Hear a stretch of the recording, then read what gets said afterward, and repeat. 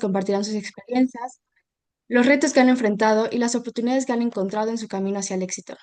Asimismo, aprovecharemos esta ocasión para presentar los resultados de la investigación Mujeres Obtentoras en México 2019-2023, una contribución seleccionada por la Organización Mundial de la Propiedad Intelectual, OMPI, que reconoce y visibiliza el trabajo de las mujeres mexicanas en el desarrollo de nuevas variedades vegetales. Para dar inicio al programa, cedo la palabra al doctor Esteban Santamaría, director y fundador de CAINA. Muchísimas gracias, Ivana. Y pues bueno, buenos días a todas y a todos. Voy a hacer la breve presentación de la investigación con la que estamos organizando este evento. Denme un segundito. Y, a ver, voy a compartir. ¿Me confirmas, Ivana, porfa? Sí recibiste las bios, ¿verdad, Ivana? Sí, Y si puedes también confirmarme si ya pueden ver mi pantalla. ya se puede ver. Gracias. Perfecto. Bueno, eh, otra vez muchísimas gracias por su tiempo, por estar compartiendo este espacio con nosotros. Bueno, esta publicación tuvo como objetivo identificar por primera vez en México la participación de las mujeres en las variedades vegetales concedidas en México del 2019 al 2023.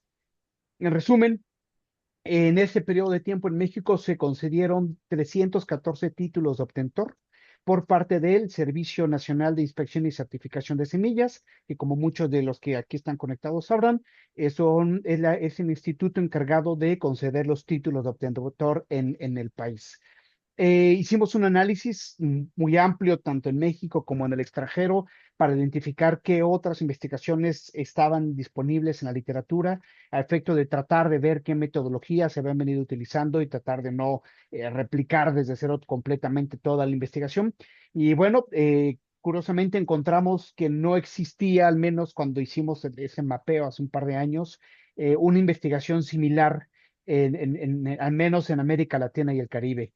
Con sorpresa, el año pasado, en diciembre, en una reunión que tuvimos en UPOP, donde también presentamos este documento, conversamos y parece ser que no hay un estudio similar, de hecho, en el mundo con este enfoque.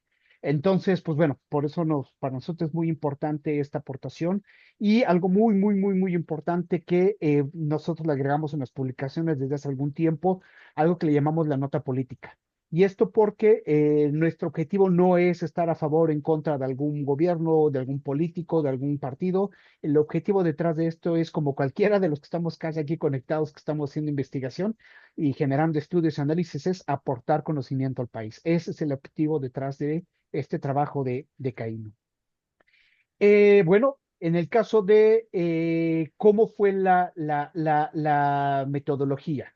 Bueno, primero fue la obtención de los datos a partir de una solicitud de información que presentamos al SNICS. Este fue un proceso largo, no fue un proceso tan sencillo, no tan fácil pudimos acceder a la información de inicio porque en México no está publicada la lista de los fitomejoradores o fitomejoradoras, obtentores. Entonces, bueno, después de un tiempo fue que logramos obtener esta información. Y, un segundito. Después, lo que hicimos fue diseñar un código ad hoc con el lenguaje de programación R. Para esto fue muy importante el diccionario de género diseñado por la OMPI.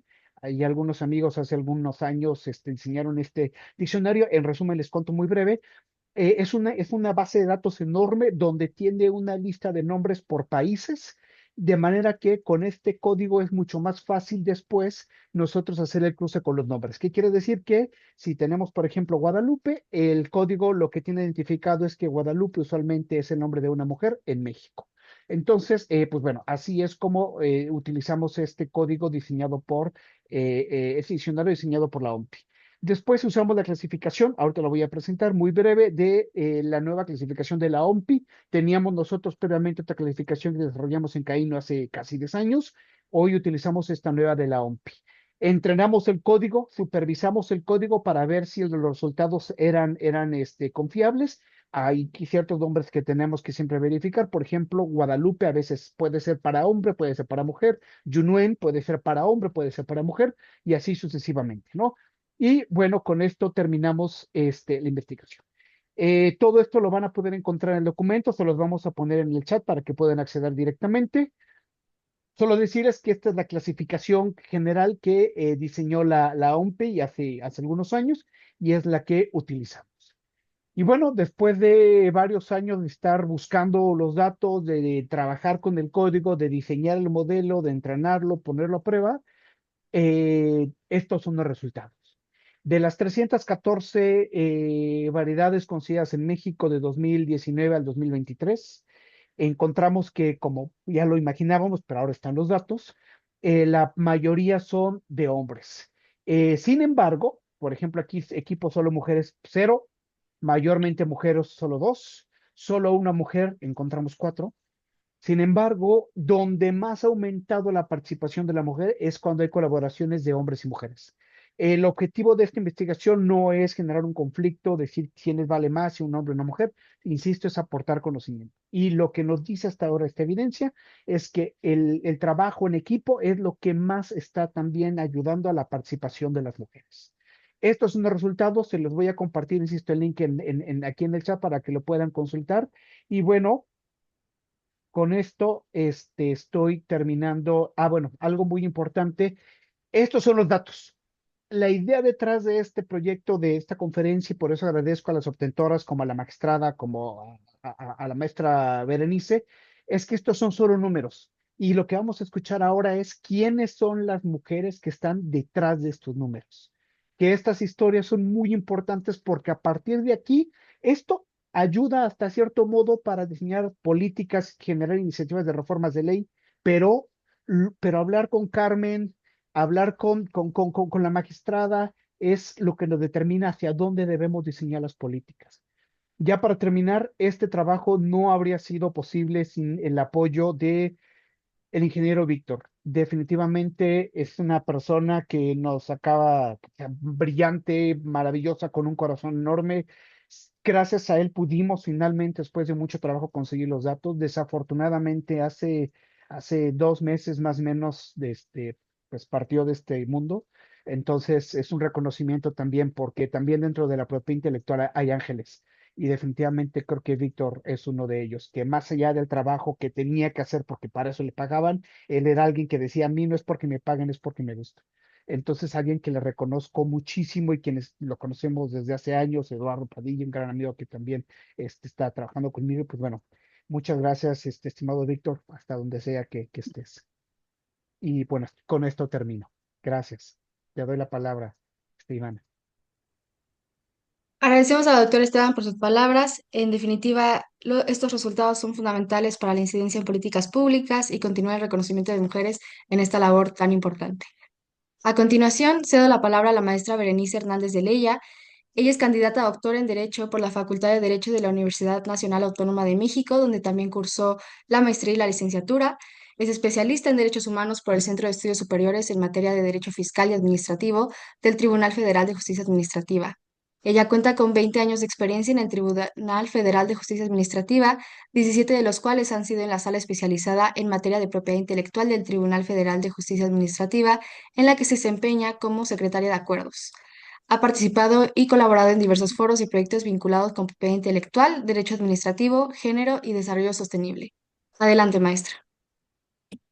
Hola, buenos días, Ivana. Muchas gracias por la presentación. Antes que todo, quiero agradecer a Caíno, a su director Esteban. Muchas gracias por la invitación y por abrir este espacio pues sí, esta conversación que es tan necesaria en este marco de dos fechas bien importantes, el Día Internacional de la Mujer y hoy que es Día de la Jueza. Eh, pues la verdad es que es muy importante escuchar lo que hay detrás de las historias profesionales, ¿no? Porque muchas veces cuando hablamos de derecho, cuando hablamos de ciencia, no vemos quién está detrás, muchas veces son mujeres, y es bien relevante tener en cuenta los caminos que las llevaron a llegar hasta donde están. Y es muy importante porque las experiencias de quienes ya han recorrido son estos caminos no siempre son lineales, no siempre son evidentes y las nuevas generaciones deben escuchar estas historias para entender que es posible, ¿no? Entonces, fueron invitadas tres personas admirables y líderes en los campos en las que ellas se desempeñan y vamos a escuchar con mucha curiosidad cómo empezaron ellas este camino, ¿no? Me voy a permitir leer su semblanza curricular de ellas muy brevemente. En primer lugar, la magistrada Elizabeth Ortiz Guzmán es licenciada en Derecho por la Universidad Latina, cuenta con maestría en Justicia Administrativa en el Centro de Estudios Superiores de Derecho Fiscal y Administrativo, cuenta con varias especialidades y diplomados en instituciones de prestigio en México y en el extranjero. Cuenta con más de 26 años de experiencia profesional en las áreas relacionadas con el derecho administrativo y fiscal y desde mayo de 2015 se desempeña como magistrada de Sala Regional del Tribunal Federal de Justicia Administrativa, en donde ha tenido diversas adscripciones y actualmente preside la sala especializada en materia de propiedad intelectual. Bienvenida, magistrada, y muchas gracias. También contamos con la presencia de Gabriela Chávez Villalba. Ella es investigadora del Instituto Nacional de Investigaciones Agrícolas y Pecuniarias, INIFAP, con más de 30 años dedicados a diferentes temas, primero con aproximadamente 5 años de experiencia en temas de fertilidad de suelo y plantas, después en el análisis de calidad industrial de trigo y en la caracterización fenotípica para el registro de nuevas variedades. Ha realizado estancias de investigación en la industria molinera de trigo harinera La Fama en Hermosillo, Sonora, en el Centro de Investigación en Alimentación y Desarrollo CIAD, AC, también en Hermosillo, Sonora, en el Centro de Investigación de Mejoramiento de Maíz y Trigo en Batán, Texcoco, y en la Chara Experimental Integrada Barroy, ubicada en Tres Arroyos, Argentina. También tenemos la presencia de María del Carmen Rocha Granados. Es licenciada en Agronomía por la Facultad de Agrobiología Presidente Juárez. Es doctora en Departamento de Ingeniería Genética del Centro de Investigación y de Estudios Avanzados CINESTAD del Instituto Politécnico Nacional, Unidad Irapuato.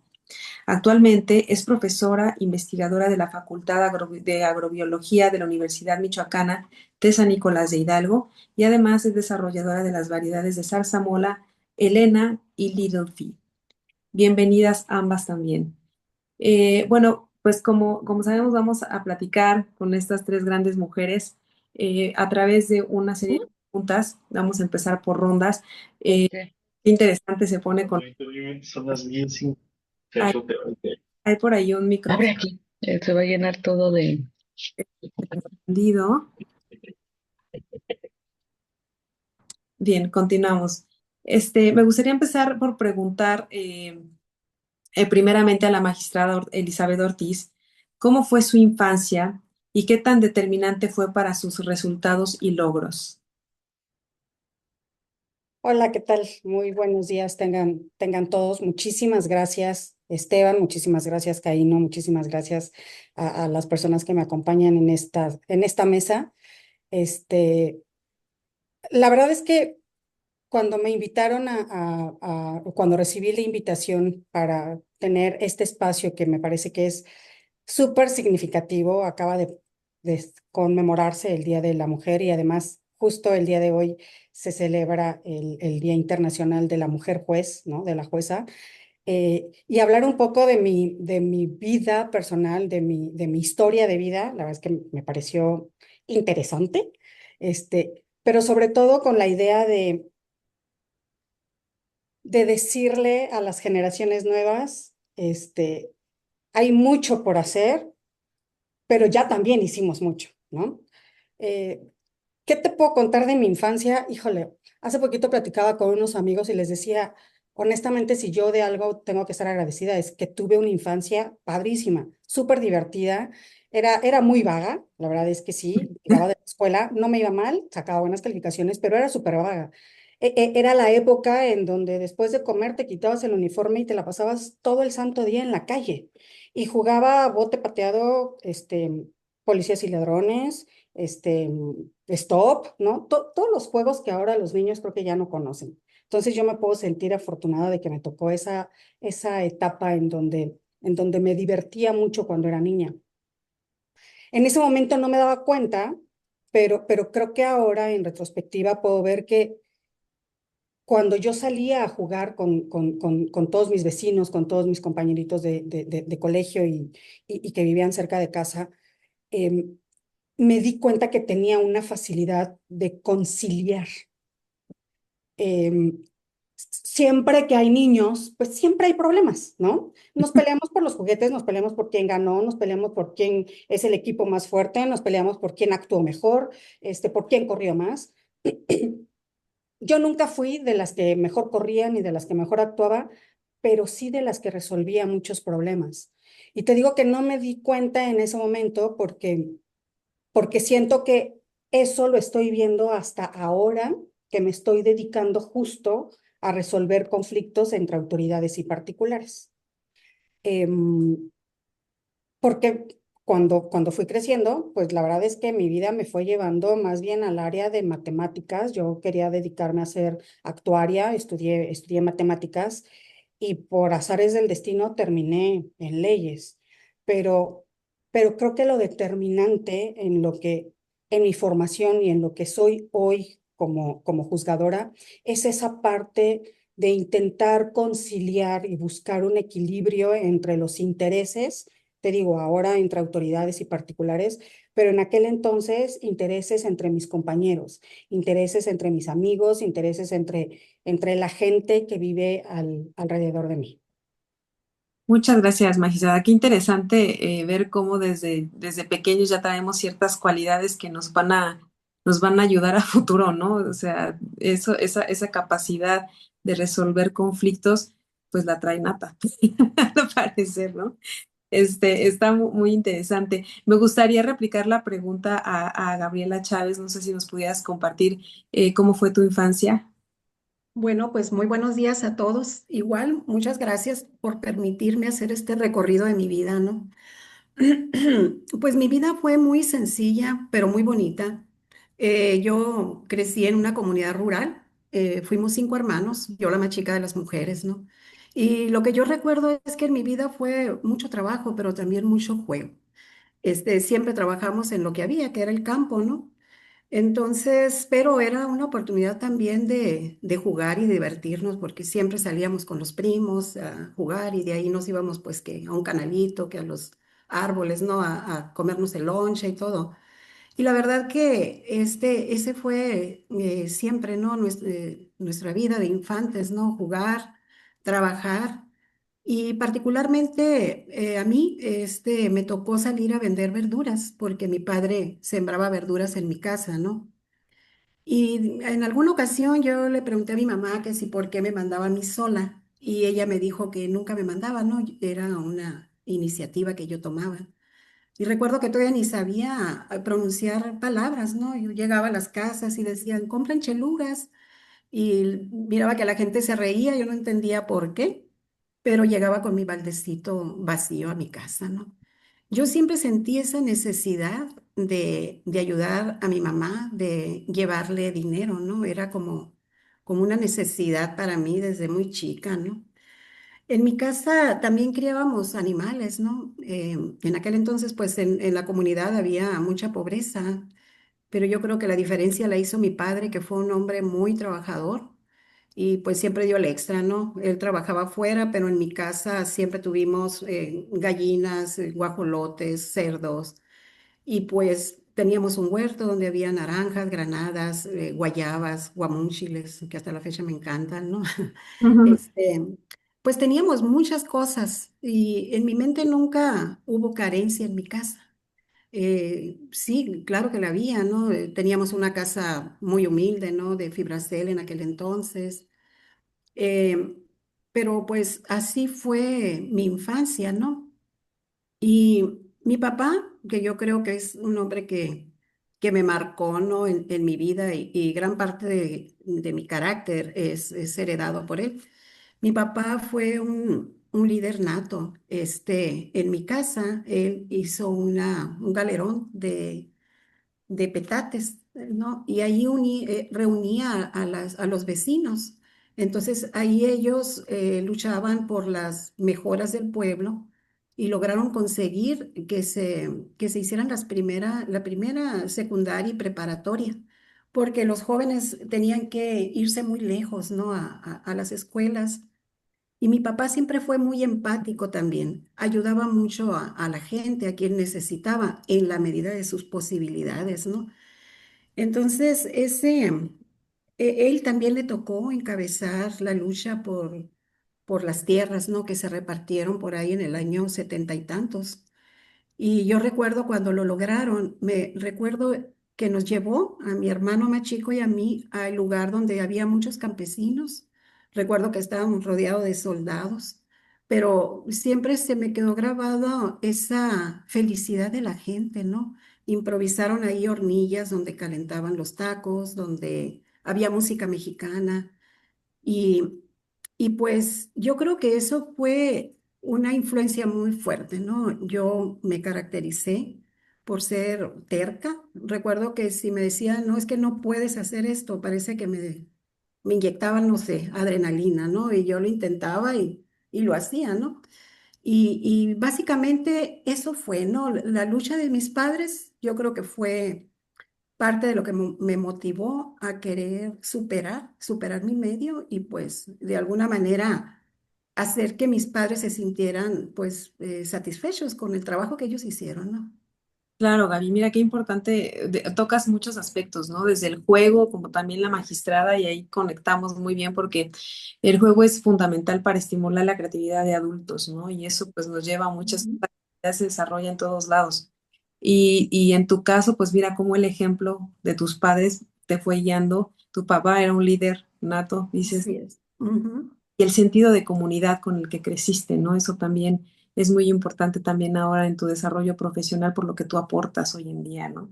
Gracias. Muchas gracias por compartirlo. Ahora me gustaría preguntarle también a Carmen, cómo fue su infancia, cómo esa infancia fue determinante en su vida profesional actual.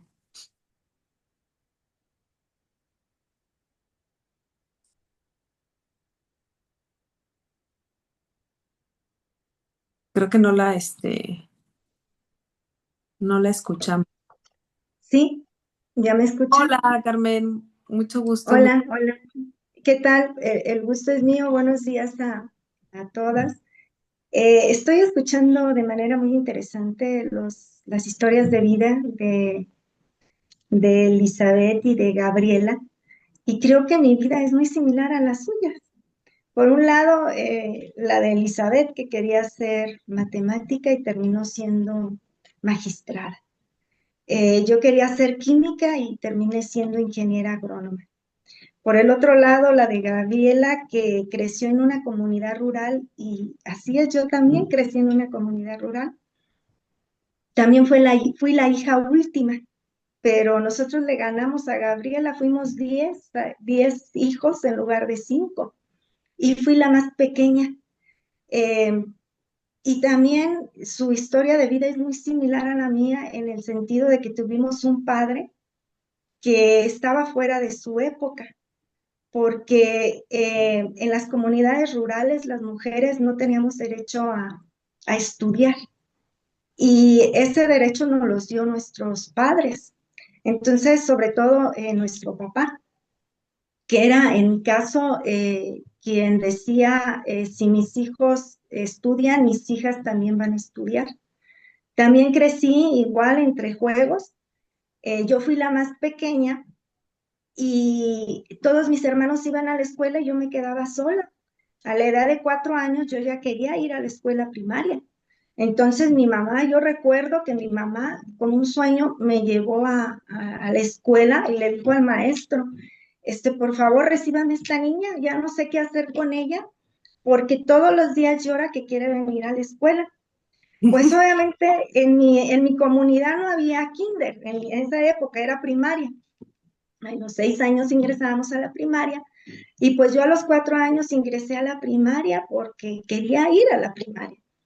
El primer año pues no pasé, y para mí era como una frustración porque no podía hacer rueditas ni palitos. Entonces era lo primero que nos enseñaban. Y bueno, mi vida también estuvo llena de juegos. de juegos donde inventábamos porque no había dinero, no había juguetes y teníamos que jugar con lo que la naturaleza nos proveía. Era jugar con la tierra, hacer cazuelas o jugar con algunos frutos de algunas plantas para hacer tipos yoyos, hacer tipo valeros. Hacíamos cualquier cosa que la naturaleza nos proveía para jugar con los compañeros. Hacíamos de las cañas de maíz, los niños hacían carritos, mi mamá nos hacía muñecas de trapo y con las muñecas de trapo era con lo que jugábamos por esas carencias.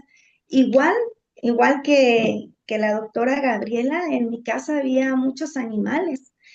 Siempre hubo vacas, caballos, burros, guajolotes, gallinas, perros, y pues crecí en ese ambiente de la naturaleza. Yo mis juegos era en época de lluvias, cuando había vacaciones, tomar una botella y llenarla de gusarapos para ver cómo se transformaban en ranas. Entonces, esos eran los juegos, pobres animales, ¿no? ¿Qué hacíamos con ellos?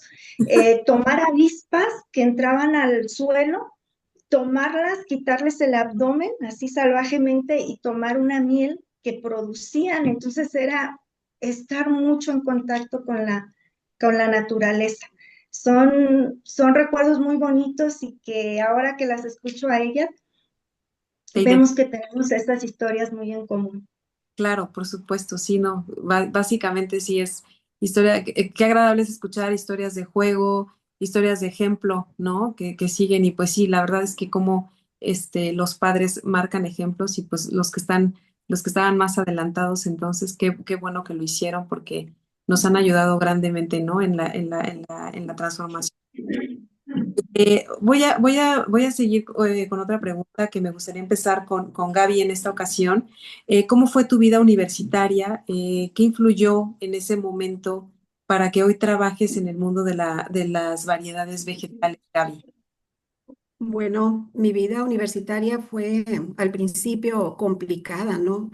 Desde el punto de vista económico como emocional.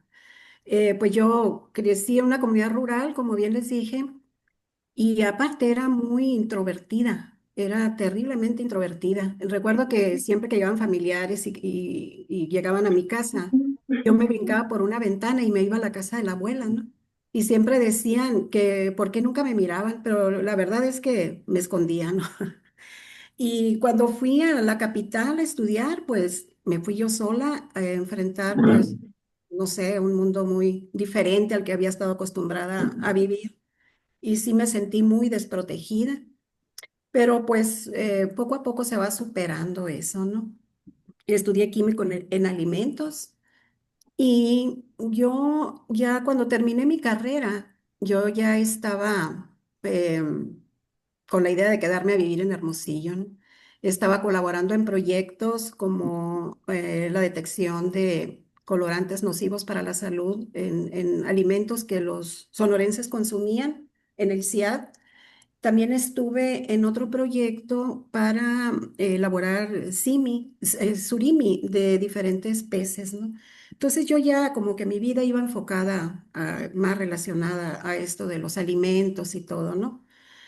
Pero desafortunadamente, pues mi padre enfermó de gravedad y mi madre me pidió que me regresara y pues así lo hice, ¿no? Mi mamá ya estaba ella sola junto con una hermana, ¿no? Y me vine y uno de los investigadores del CIAD, el doctor Ramón Aguilar Parra, me dio una carta de recomendación y me sugirió que fuera al INIFAP. Pues es algo que se dio accidental porque yo nunca planeé trabajar en esa área, ¿no?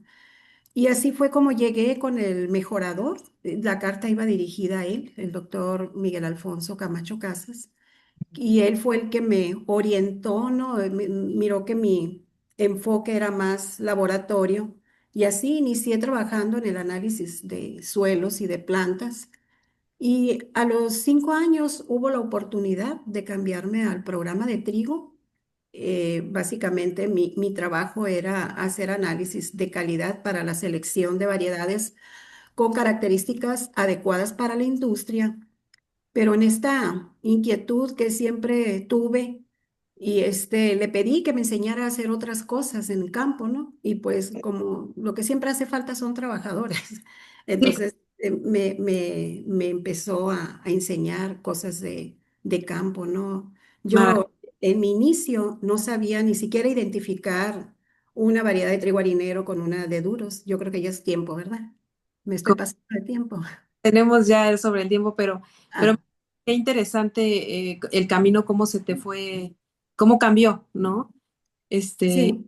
Experiencia de vida, en realidad más bien personal, que te redirigió hacia otro lado, ¿no? Eso es también muy, muy valioso escucharlo, porque muchas veces la vida nos da unos tumbos que no comprendemos al principio y Ah, después nos coloca en algún otro lugar donde también hay la posibilidad de brillar igual, ¿no? Como lo has logrado, Gaby. Muy bien. gracias, gracias. Carmen, no sé, si nos pudieras compartir cómo fue tu experiencia en la universidad y qué es lo que fue determinante para que te dediques a lo que haces ahora. Sí, por supuesto. Bueno, yo cuando entré a la universidad, mis primeras clases eran de genética y ahí me enamoré de la genética. Desde el principio supe lo que quería, mejoramiento genético, fitomejoramiento. Era la especialidad más difícil de la universidad, pero a mí no me importó, a mí me encantaban los genes. Y desde que estuve en la universidad sabía lo que iba a hacer, mejoramiento genético. Vinieron nuevas técnicas en los años 80, 90, toda la ingeniería genética, y también ya sabía lo que quería.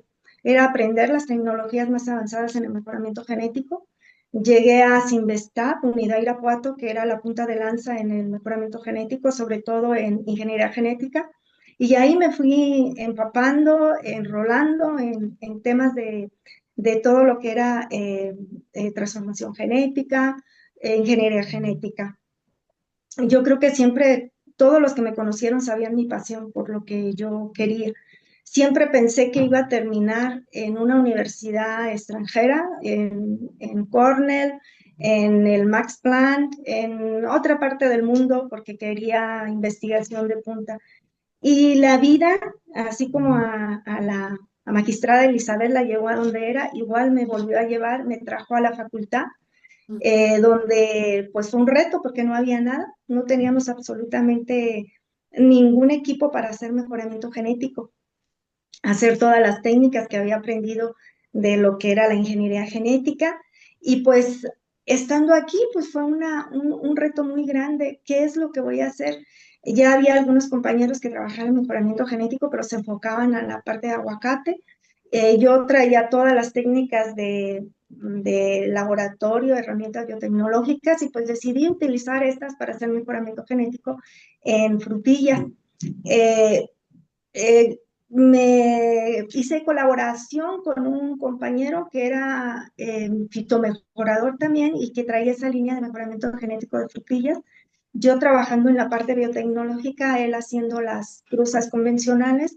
Desafortunadamente el compañero se retiró y pues todo lo que había quedó a la deriva. Fue cuando pues me di a la tarea de empezar el trabajo desde cero en las cruzas convencionales, y Ujú. las hemos ido combinando a tal grado que pues hoy en día fuimos capaces de generar dos variedades de zarzamora Muy que bien. son sumamente importantes para la región.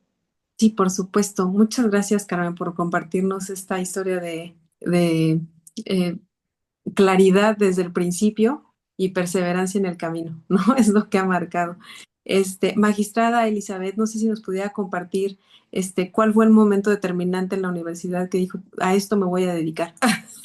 Porque empezó como, ya nos compartió un poquito que empezó por otro lado, pero luego la vida la fue llevando hacia lo jurídico. Sí, pues mira, ahorita escuchando a mis compañeras, la verdad es que sí, a mí se me complicó un poquito porque yo no tuve un papá de avanzada, todo lo contrario, a pesar de que este, nosotros fuimos 4 hijos. Mi mamá era una persona extranjera que vino a México a casarse con un mexicano. Mi papá sí era de la idea de las mujeres están para su casa. Y estamos hablando de hace 50 años, o sea, no mucho. Em, Cuando yo le dije que quería estudiar una carrera, yo quería estudiar actuaría, honestamente, por necia, mi papá era abogado, y yo dije, voy a hacer lo que sea menos abogado. Y se me facilitaban mucho los números, también por eso es que escogí actuaría. Pero, pero él tajantemente dijo, no te voy a pagar una carrera porque pues eres mujer. ¿Para qué voy a invertir en tus estudios si vas a terminar casándote? Terminé yo en actuaría. Ahí me di cuenta que sí, era buena para las matemáticas, pero me parecían frías. Sentía que algo me faltaba, ¿no? Siempre he sido inhibida, ¿no? Pero sentía que no era lo mío el estar siempre encerrada en un escritorio haciendo puros cálculos matemáticos.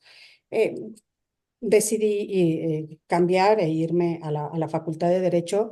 Y en la Facultad de Derecho la verdad es que encontré en mis salones grupos de 40 hombres, 7 mujeres, y muchos de mis compañeros igual tenían la idea de, bueno, pues es que a lo mejor aquí vas a encontrar un buen partido para casarte, ¿no?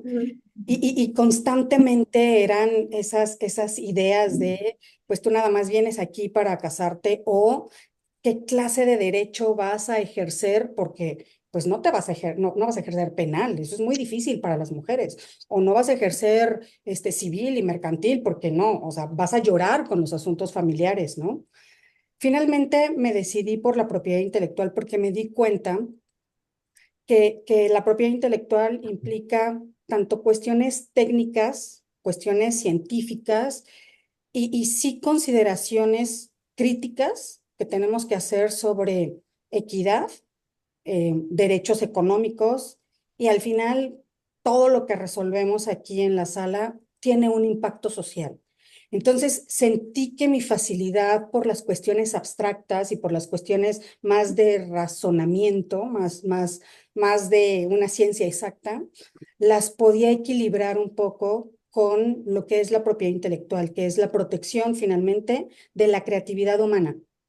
Y así fue como llegué a esta especialidad.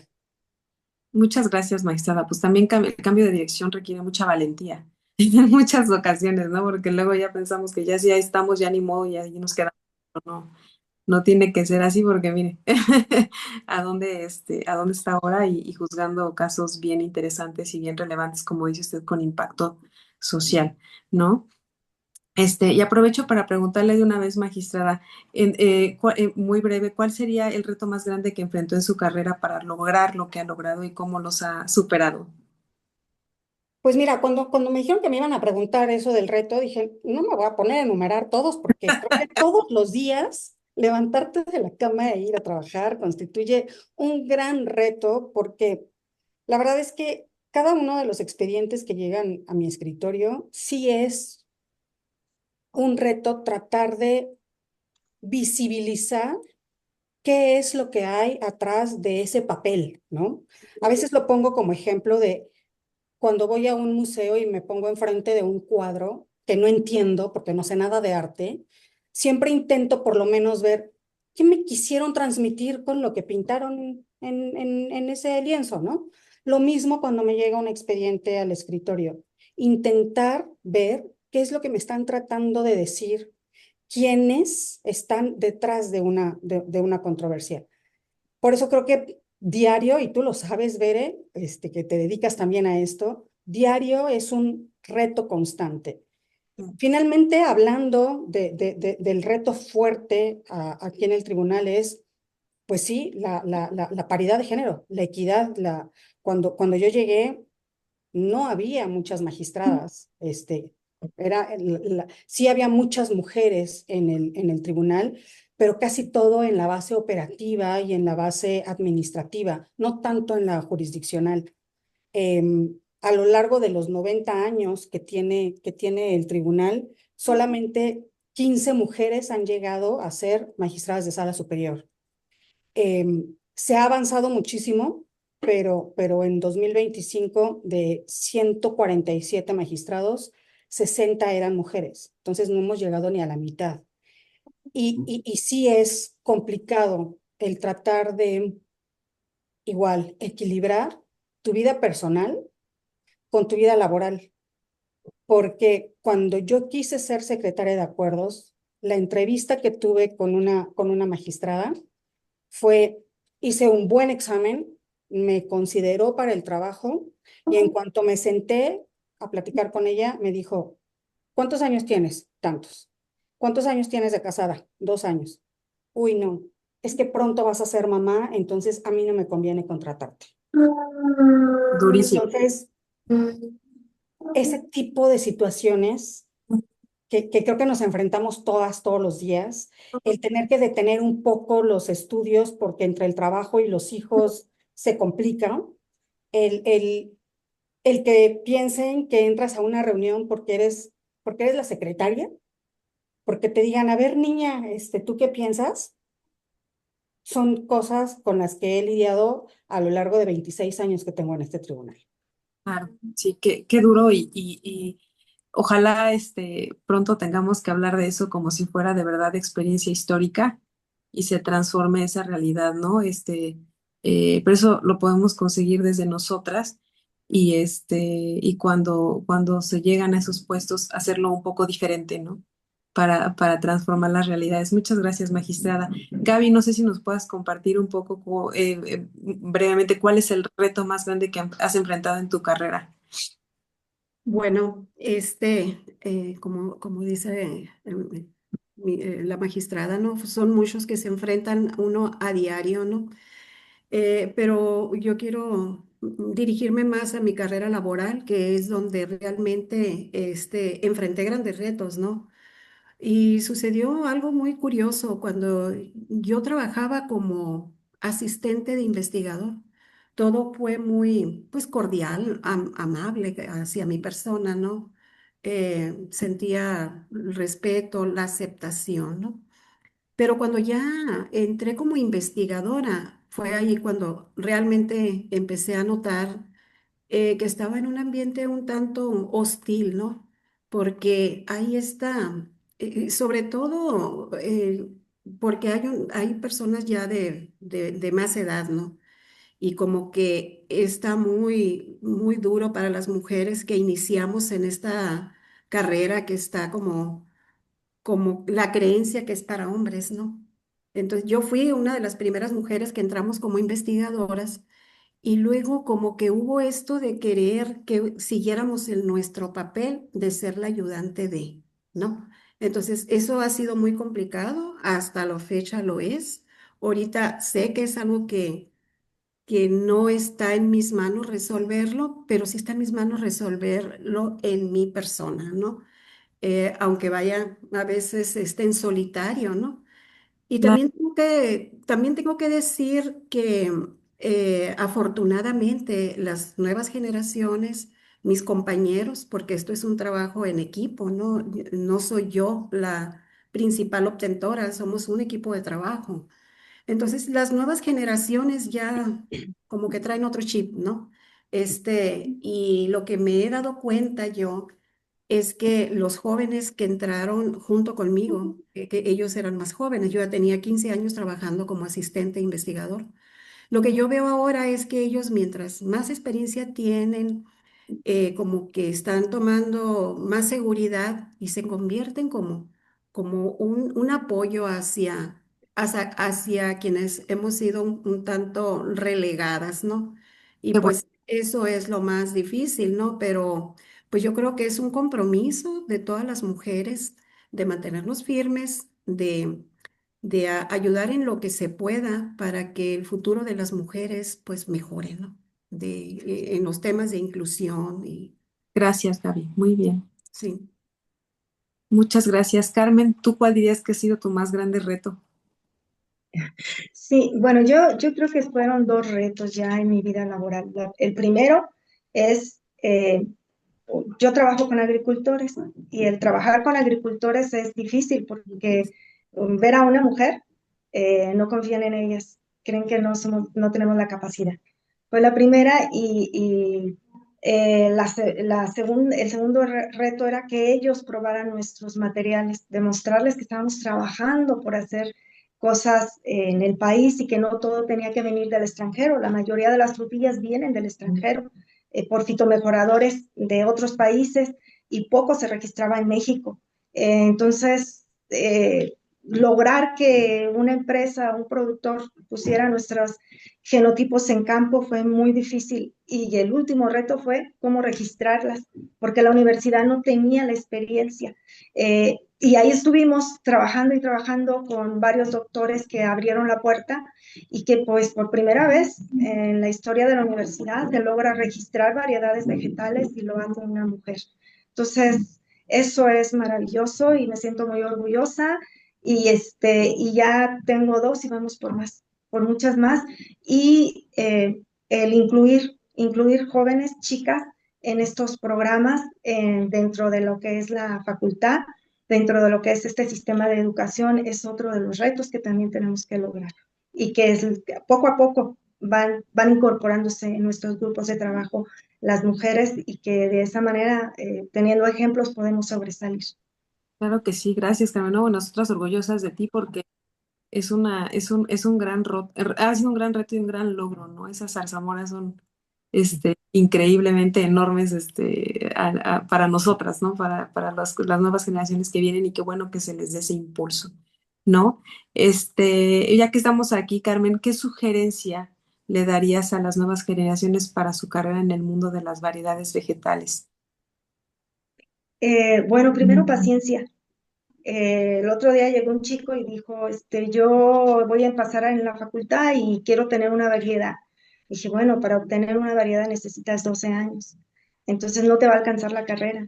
La paciencia es un don para nosotros que estamos en la parte de fitomejoramiento, porque lleva muchos tiempos las plantas. Entonces, lograr tener una variedad lleva su tiempo y hay que tener la paciencia. La segunda es la pasión. Te tiene que apasionar lo que haces porque si no tienes esa pasión, lo vas a abandonar todo. Y la perseverancia. O sea, el que persevera alcanza.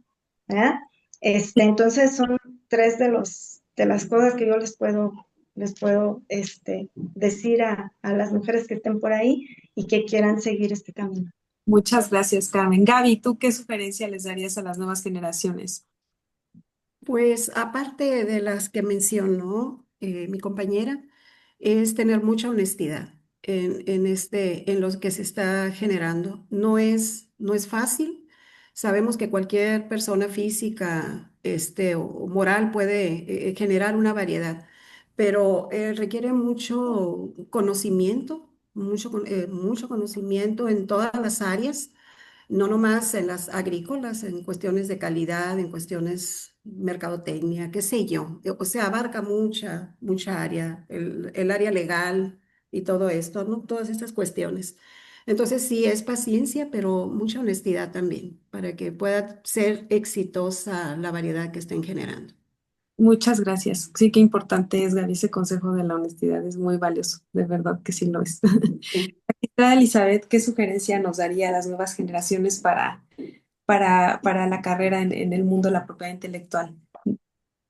Pues antes que nada digo también todos los consejos que han dado mis compañeras, pero también hay que sentirnos orgullosas de quiénes somos y de lo que somos. En el ámbito jurisdiccional, me parece que nosotros estamos dando cierta humanidad a las leyes, ¿no? El sentirnos libres de tomar nuestras propias decisiones y saber que se puede, pero creo que algo importante es no dar las cosas por sentado. La verdad es que se ha caminado, se ha recorrido un camino espinoso, pero la puerta ya está abierta. No hay que dejar que se cierre.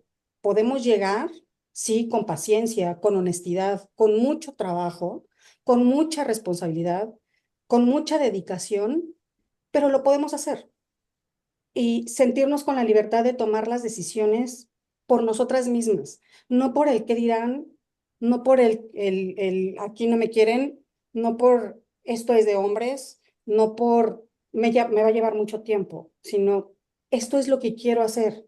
Esta es mi vocación. Hay que escucharnos y hay que luchar por lo que queremos y por lo que queremos hacer. Muchas gracias, magistrada. Qué importante rescatan todas la paciencia, ¿no? Tenemos mucho que aprender de la naturaleza que toma sus tiempos para ser enorme y desarrollarse, florecer y ser perfecta. No, la perfección no la alcanzaremos nunca, tal vez, pero sí lograr lo mejor que podamos en la trinchera desde en donde estamos y abrir paso a nuevas generaciones, ¿no? Por eso es importante este conversatorio, nos enseña a ver otras experiencias y cómo superar barreras. Este, pues hemos agotado como las preguntas que teníamos para las panelistas. Hay muchas preguntas en el chat, pero por cuestión de tiempo a lo mejor tomaremos solamente alguna, y no sé quién quiera contestarla. A ver, vamos a- eh, estuvimos hablando un poco de las... mm, vamos a ver.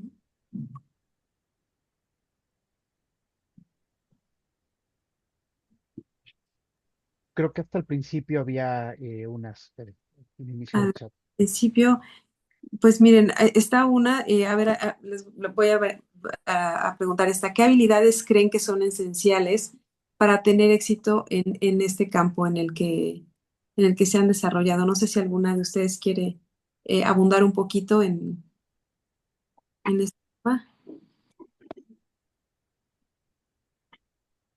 Yo creo que esta pregunta es más indicada para Carmen como mejoradora que ella es. Bueno, yo le cedería la palabra a ella. Sí, gracias. Decía el campo, supongo que sí es el mejoramiento. Bueno, yo siempre les digo a los alumnos, es un arte. Y esa arte es como pintar. No haces, tienes que ver qué pincel usar, qué colores usar, es igual. Tienes que ir e identificar las plantas, saber cuál van a ser tus patrones, cuál es la madre, cuál es el padre. eh, Inclusive hasta de sommelier tienes que hacerlo, ¿no? Porque los olores, los sabores, es un conjunto de herramientas que permiten precisamente llevar al éxito a una variedad. Entonces es parte de la esencia también aprender a usar nuestros sentidos para, para el éxito en el mejoramiento genético. Muchas gracias. Pues miren, ya hemos llegado casi al final del conversatorio. Es muy valioso, la verdad, me llevo muchísimo. Yo creo que todos estamos aquí conectados hoy también. Qué importante es conocer historia de vidas de mujeres líderes, de mujeres que han llegado a estos logros y que nos los compartan, pero no nada más ver el logro, sino también las historias de vida importan mucho porque visibilizan las contribuciones que han tenido ustedes en lo social, ¿no? Todo lo que están aportando a la sociedad desde donde se encuentran, pues es fundamental y permite ver a las nuevas personas, a las nuevas generaciones a las que vienen, cómo pueden superarse muchos retos que ustedes enfrentaron en su momento y que ahorita, a lo mejor, como decía la magistrada, ya está abierta la puerta y para no volver a cerrarla, pues perpetuar siguiendo la apertura de caminos para las mujeres, ¿no? En este campo. Yo les agradezco muchísimo la atención, que nos hayan compartido todas estas historias, al público que nos acompaña, a Caíno una vez más, a Esteban Santamaría y a Ivana por la presentación. Gracias a todos. Muchas gracias por la invitación, y muy Gracias. agradecida, la verdad. Muchas gracias y muchas felicidades a la magistrada Elizabeth Ortiz por ser pues Por su día. muy grande en el Muchas tribunal. gracias. Felicidades. Sí, gracias, un gusto y un placer y estar y convivir y con ustedes. Muchísimas gracias por todo. Muchas gracias por la invitación. Muchas gracias por escucharnos. Muchas gracias por las experiencias. De todo aprendemos, de todo crecemos y todo nos alimenta. Muchas gracias. Gracias. Bueno, gracias, maestra Berenice. Antes de concluir, le cedo la palabra al doctor Esteban Santamaría. Bueno, primero otra vez, muchísimas gracias a ustedes por aceptar estar aquí, no es cualquier cosa. Segundo, gracias a todos los que se conectaron, las y los que se conectaron por sus comentarios. Esto da para estar aquí sentados con un café muchas horas, mucho que preguntarles a las 3, a las 4 también con Bere. Pero bueno, solo para terminar, ya están en el chat también tanto sus biografías como los links para las publicaciones. Bueno, la publicación que presentamos le doy. Ojalá puedan darle un vistazo, seguir en comunicación para futuros eventos. La realidad es que para esta actividad invitamos a todas las universidades en México que tienen facultades de tanto de ingeniería o facultades de agricultura, de agronomía o biotecnología, áreas relacionadas, sobre todo porque era interés nuestro motivarlas. Tanto a los hombres como a las mujeres, esto es para todos, ¿no? Pero Así es. principalmente a mujeres. Desafortunadamente, pues no tuvimos tanta recepción por parte de las universidades, cosa que nos sorprende. Entonces, bueno, pues ojalá ustedes, los que están conectados, puedan compartir esta información. Lo vamos a poner en redes si no tienen inconveniente para que pueda de revivirlo, ver a alguien más. Entonces, pues bueno, muchísimas gracias. No tomo más del tiempo y solo si sonreímos todos para una foto de despedida. A ver, una, dos, dame un segundo, tres. Creo que faltaron algunas de poner su cámara. A ver, esperamos otra vez a algunas. ¿Quieren poner su cámara? A ver, déjenme, voy a cambiar la vista. A ver, todos los que quieran poner su cámara. ¿Falta más? Ok, va. Una, dos, dame un segundito. Una, dos, tres. Y listo. Ahora sí. Muchísimas gracias. Gracias.